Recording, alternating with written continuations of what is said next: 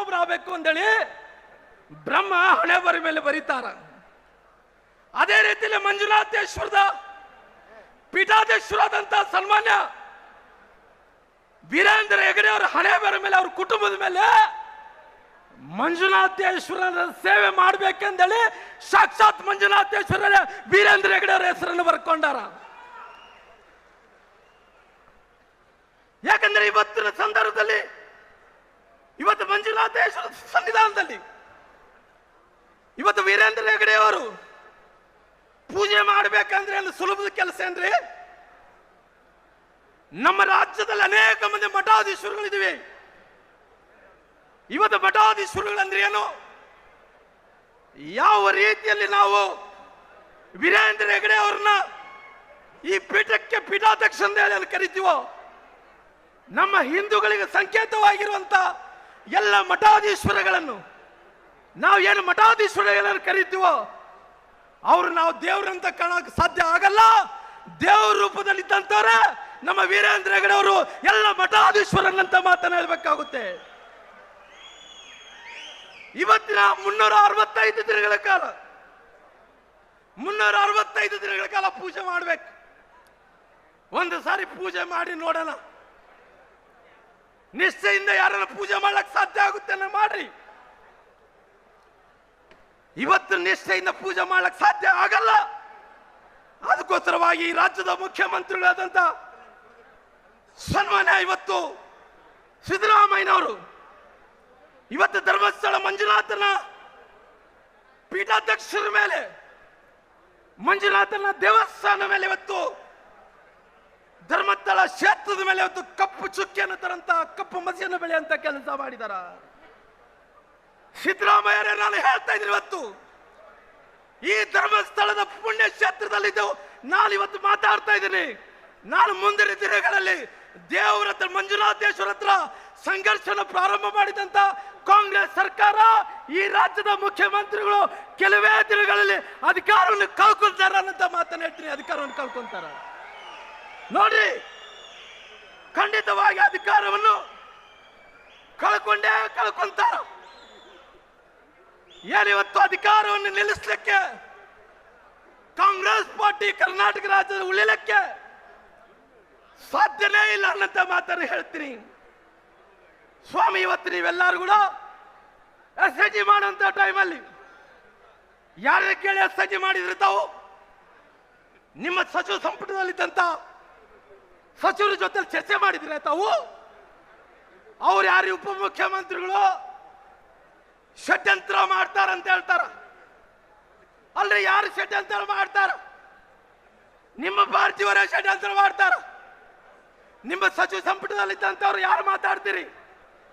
ಗೃಹ ಮಂತ್ರಿಗಳು ಮಾತಾಡ್ತಾರ, ಮುಖ್ಯಮಂತ್ರಿಗಳು ಮಾತಾಡ್ತಾರ, ಮುಜರಾಯಿ ಮಂತ್ರಿಗಳು ಎಲ್ಲಿದ್ದಾರ ಗೊತ್ತಿಲ್ಲ.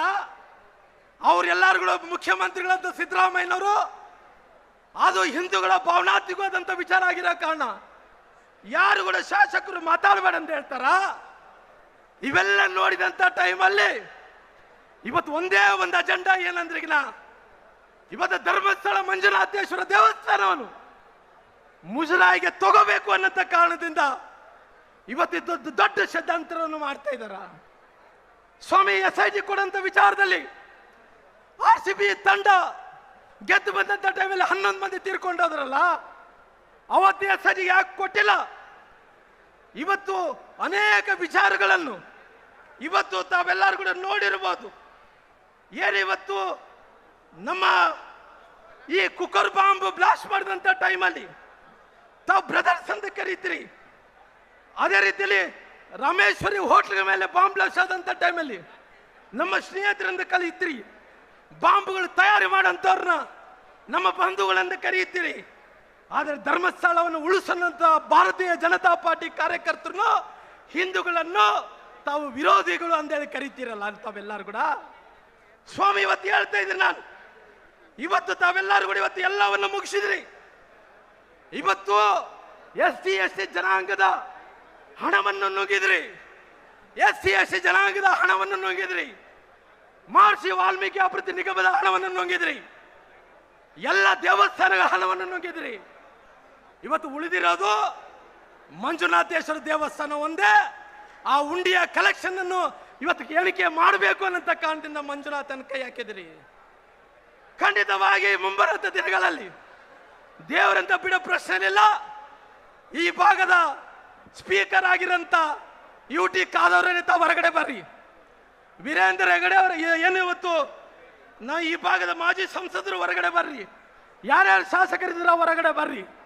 ಯಾರು ಕೂಡ ಯಾಕೆ ಮಾತಾಡ್ತಾ ಇಲ್ಲ? ಏನು ತಾವು ಬಾಯಲ್ಲಿ ಏನು ಹಿಡ್ಕೊಂಡಿರಿ? ಧರ್ಮಸ್ಥಳ ವಿಚಾರದಲ್ಲಿ ಎಲ್ಲರೂ ಕೂಡ ಬರ್ರಿ, ಹೊರಗಡೆ ಬಂದು ಮಾತಾಡ್ರಿ. ಹಿಂದೂ ಧಾರ್ಮಿಕ ಸ್ಥಳವನ್ನು ಉಳಿಸಂತ ಕೆಲಸ ತಾವೆಲ್ಲರೂ ಕೂಡ ಮಾಡಬೇಕಾಗಿದೆ. ಅದಕ್ಕೋಸ್ಕರವಾಗಿ ಸಮಯ ಜಾಸ್ತಿ ಆಗ್ತಾ ಇದೆ. ಇವತ್ತು ನಮ್ಮ ರಾಜ ವಿಜೇಂದ್ರ ನೇತೃತ್ವದಲ್ಲಿ ಏನಿವತ್ತು ಧರ್ಮಸ್ಥಳ ಚಲೋ ಕಾರ್ಯಕ್ರಮದಲ್ಲಿ ಎಲ್ಲ ವಿಧಾನಸಭಾ ಕ್ಷೇತ್ರಗಳಿಂದ ಎಲ್ಲ ಜಿಲ್ಲೆಗಳಿಂದ ಏನು ಬಂದಿದ್ರು, ಖಂಡಿತವಾಗಿ ಎಲ್ಲರೂ ಉಸಿರಿನಲ್ಲಿ ಎಲ್ಲರೂ ರಕ್ತದಲ್ಲಿ ಧರ್ಮಸ್ಥಳ ಉಳಿಬೇಕು, ಧರ್ಮ ಉಳಿಬೇಕು, ಧರ್ಮವನ್ನು ನಾವು ರಕ್ಷಣೆ ಮಾಡಿದ್ರೆ ನಮ್ಮನ್ನು ಧರ್ಮ ರಕ್ಷಣೆ ಮಾಡುತ್ತೆ ಅನ್ನೋ ಕಾರ್ಯಕ್ರಮದಲ್ಲಿ ನಾವೆಲ್ಲರೂ ಕೂಡ ಪಾಲ್ಗೊಂಡಿದ್ವಿ. ಅದಕ್ಕೋಸ್ಕರವಾಗಿ ನಾನೊಂದು ಪ್ರಶ್ನೆಯನ್ನು ಕೇಳಬೇಕಾಗಿದೆ. ಯಾರು ಆ ಹೆಣ್ಮಗಳು ಅನ್ಯನೇ ಭಟ್ಟು, ಯಾರು ಸುಜಾತ ಭಟ್ಟು 70 ವರ್ಷ ಆದಂತ ಹೆಣ್ಮಗಳನ್ನ ಬೆಳಗಿಂದ ರಾತ್ರಿ ತನಕ ಹೋಗಿ ಇನ್ವೆಸ್ಟಿಗೇಷನ್ ಮಾಡ್ತಿರಲ್ಲ, ಇವತ್ತು ಆ ಹೆಣ್ಮಗಳು ನಾವು ನೋಡಿದ್ರೆ ಅಯ್ಯೋ ಅಂತದೆ. ಸ್ವಾಮಿ ಸರ್ಕಾರ ಆ ಹೆಣ್ಮಗಳು 70 ವರ್ಷ ಆದಂತ ಹೆಣ್ಮಗಳಿಗೇನಾಗ್ಲಿ ಆ 2,000 ರೂಪಾಯಿ ಕೊಡೋಂಥ ಕೆಲಸ ಮಾಡಿದಿರಾ ಅಂತ ಸರ್ಕಾರಕ್ಕೆ ಕೇಳ್ತೀನಿ. 2,000 ರೂಪಾಯಿ ಕೊಡ್ತೀರಾ ಅಂತ ಕೇಳ್ತೀನಿ. ಅದಕ್ಕೋಸ್ಕರವಾಗಿ ನಾನು ಬಹಳಷ್ಟು ವಿಚಾರಗಳು ಮಾತಾಡಬೇಕಾಯ್ತು. ಸಮಯ ಆಗ್ತಿರೋ ಕಾರಣ ನೀವೆಲ್ಲರೂ ಕೂಡ ಎಲ್ಲೆಲ್ಲಿಂದ ಬಂದಿರೋ ಅಲ್ಲೆಲ್ಲರಿಗೂ ಕೂಡ ಸುರಕ್ಷಿತವಾಗಿ ತಾವೆಲ್ಲರೂ ಕೂಡ ಸೇರಿಕೊಳ್ಳ್ರಿ. ಈಗ ಈ ಮಂಜುನಾಥೇಶ್ವರ ಹೋರಾಟ ಮುಗಿತಂತಲ್ಲ, ಇದು ಪ್ರಾರಂಭ. ಇನ್ನು ಅನೇಕ ಹೋರಾಟಗಳನ್ನು ಮಾಡೋಂಥ ಕೆಲಸ ಮಾಡೋಣ ಅನ್ನೋಂಥ ಮಾತುಗಳನ್ನು ಹೇಳ್ತಾ ನನ್ನ ಮಾತುಗಳು ಮುಕ್ತಾಯ ಮಾಡ್ತಾ ಇದ್ದೀನಿ. ಜೈ ಹಿಂದ್, ಜೈ ಕರ್ನಾಟಕ.